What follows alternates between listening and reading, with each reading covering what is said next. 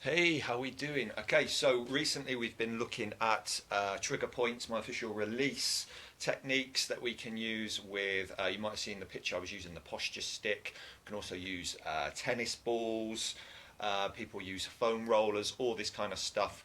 But I did a kind of detailed post about it, which can be a bit confusing. So in layman's terms, to make it very simple, if you think of your muscle fibres as like shoelaces, lines of string or shoelaces, and when we contract a muscle, when we move, contract, all these laces and strings intertwine and you get little knots, and all those little knots can cause the pain, which is why we do the release work on those trigger points. And they're all over the body, from obviously different imbalances, and these can be from occupational things, occupational activities, it can be recreational, training biased, all these kind of things we've talked about. So we incorporate corrective exercise that kind of loosens us up, and irons out these imbalances and knots and trigger points. But there's also the myofascial release work that you may have seen me do in that picture with the posture stick, and also some of the guys that were using the Theracane.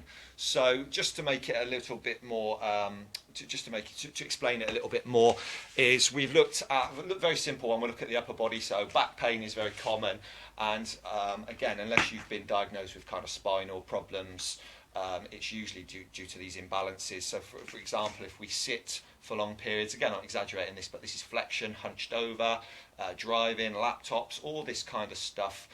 We need to bring ourselves into extension, because if I'm in this flexion, there's that rounding and it puts pressure on this lower back. So a lot of lower back pain doesn't actually come from the lower back.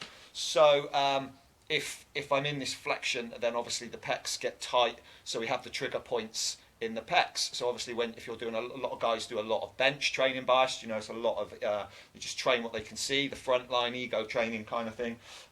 So it's a lot of pressing, which brings us into that flexion. So you kind of sit in this position all day, and then they just head to the gym and add to it. So to counterbalance that, and then this is where we have these tight the chest, pecs, and these trigger points release that tension. So that posture issue may be causing you the back pain. Same with the glutes, hamstrings, all these kind of things. But it's just basically just to demonstrate, that was the word I was looking for, just to demonstrate a little bit about this technique. So again, if I've got these tight points, I can get into the knots. You find the knots, obviously the pecs are a big muscle, so we've got pec major, pec minor, all these kind of things. But I can get into there, and it's almost, we hit that pressure point, and you just push in very gently, and it is quite tender and painful. But as mentioned in that post, this is the only time where the no pain, no gain quote comes into play. If you're doing heavy lifting and you've got pain, then stop. Pain is a warning sign. Regardless of what anyone says, oh, no pain, no gain, you reckon yourself. You can get away with it in your 20s, possibly, but we're about health and longevity, all that kind of stuff. So no pain, no gain is kind of bullshit unless you've got this stuff. And if you've ever had acupuncture, they'll say to you, if it hurts, then it is working. So that is there. I'm just pushing into that point, nice and steady. 4 points, pulling the shoulders back, and that will release that. Over time, that releases that trigger point. So you do both sides. So again, if I'm in this flexion, I can also hit my trap. This is why this is great, this Theracane. It's for self-massage, self-trigger points. And again, a lot of the guys know about it. They don't necessarily enjoy it, but it's part of our corrective stuff.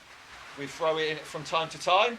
So obviously there I'm hitting the trap, trapezes, those pressure points, and you may have had that, if someone's massaging your shoulders, hitting those points. But again, flexion, you get into those trigger points, brings me back to extension as opposed to flexion, extension. There are various points all around the body, but again, this one here is great for, because if you've got a lot of tension there as well, you've got shoulder issues. Again, the lower back, as mentioned, can be shoulder, can be neck, all these kind of things. There's some for the jaw, a lot of tension. So it's just something to consider.